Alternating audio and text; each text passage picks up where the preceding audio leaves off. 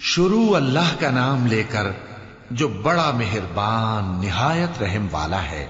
جو لوگ کافر ہیں یعنی اہل کتاب اور مشرک، وہ کفر سے باز رہنے والے نہ تھے یہاں تک کہ ان کے پاس کھلی دلیل آ جائے، یعنی اللہ کا ایک پیغمبر جو پاک اوراق پڑھ کر سناتا ہے جن میں مستحکم آیتیں لکھی ہوئی ہیں، اور اہل کتاب جو فرقوں میں بٹے ہیں تو دلیل واضح کے آنے کے بعد ہی بٹے ہیں، حالانکہ ان کو حکم تو یہی ہوا تھا کہ اللہ کی عبادت کریں، اطاعت کو اسی کے لیے خالص کرتے ہوئے یکسو ہو کر، اور نماز قائم کریں اور زکوٰۃ دیں، اور یہی مضبوط اصولوں والا دین ہے۔ جو لوگ کافر ہیں یعنی اہل کتاب اور مشرک، وہ دوزخ کی آگ میں پڑیں گے اور ہمیشہ اسی میں رہیں گے۔